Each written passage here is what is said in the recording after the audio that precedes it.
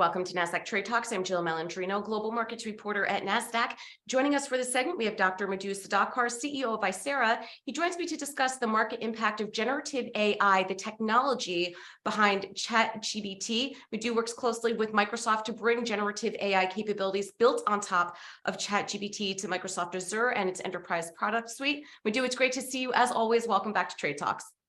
Thank you, Jill. Thanks for having me. It's always fun and exciting to speak with you. Thank you. And explain to us on a high level what ChatGPT is and where the disruption is coming from. I think, look, if you look at ChatGPT, it's like a most important juncture in the industry and AI in 20 years, right? Like I call this one like the cloud moment that happened in 2008.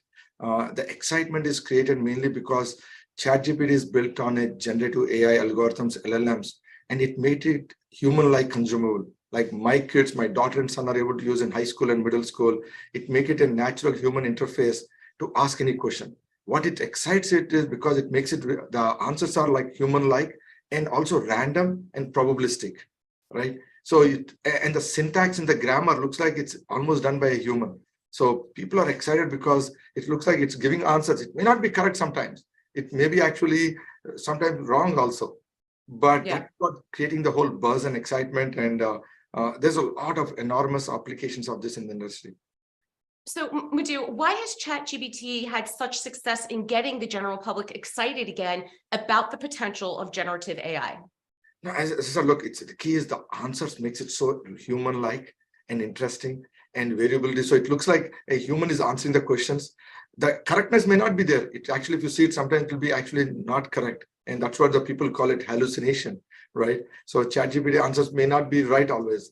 But what's exciting is the way in which it answers it, the grammar, the syntax, able to use it to write code sometimes, able to answer, create the content. Even though the content is leveraging all the internet and Wikipedia for the last, I think they did till 2021, that makes it very interesting. What is the hype versus the reality? Look, I think the hype is for sure. There is my guess is I don't want this hype to be like a crypto hype, right? I want this to be a realistic hype. The hype is because the applications of generative AI and ChatGPT will be for years to come. It's going to change the industries across the world. It's going to eat, I call it, it's going to eat businesses. It's going to disrupt businesses. It's going to create winners and losers, right? The reality of it is sometimes it's not gives you the right answer. So I think it's going to take some time to actually people to make sure it provides a corrective answers, particularly the industry that I come from, right? I come from Aisera, which is built for enterprise. We call it ChatGPT for enterprise. For that, what we have been doing with large language model generative AI is able to provide these answers in a correct manner to you, Jill. So if I'm Nasdaq and if you ask me a question, I want that answer for your HR request to be related to HR content, for your customer service, for your legal or sales. So making it a context-driven, user-specific, make it to a domain specific is what we are trying to do within an enterprise. So how is Aisera using generative AI? So today what we do is we've been doing generative AI LLMs for last few years. So this is kind of like giving us a tailwind for us. So we built our models using GPT-3 models. We've been working with Microsoft Cognitive Services, right? So for us, this is like almost like coming out party for us, right? We've been using GPT-3 LLMs for a while. And for us, building this and also providing ChatGPT as an add-on option. Like if I don't like our answers, people can always fall back to ChatGPT. So you get the best of both worlds. You can get answers from me. You can also get the answers from ChatGPT directly.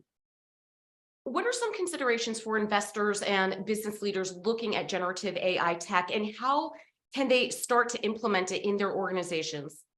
Look, I think I've been talking to a lot of investors on this, right? When I talk to investors like Menlo Ventures, Norwest, right? Goldman Sachs, all these companies, Tom O'Brien, what I've been hearing from all these guys is it's going to make a change in the industry enormously, right? It's going to disrupt. It's going to create, every business should use generative AI in the core. If you're not using it, you're going to lose out eventually. So if you are any company not already invested and have generative AI and ChatGPT in your core business, you will be disrupted. So, and investors are now looking for the new companies, new applications of using this.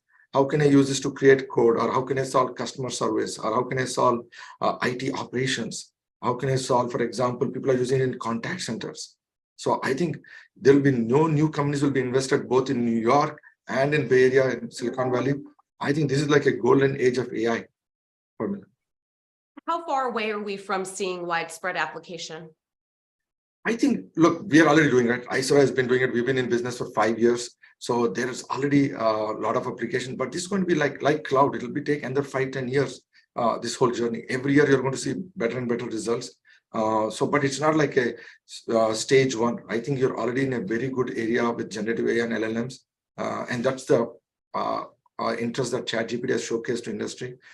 Does it have issues? Does it have corner cases? Does it have problem? Absolutely. I call it the growing pains, right? There's always going to be a growing pains, but I think it's in a very good state and people are able to use this today to solve real customer use cases in the enterprise. All right, Muddu, we appreciate the insight as always. Thanks for joining us on Trade Talks. I'm Jill Malandrino, Global Markets Reporter at Nasdaq. Jill, thank you again.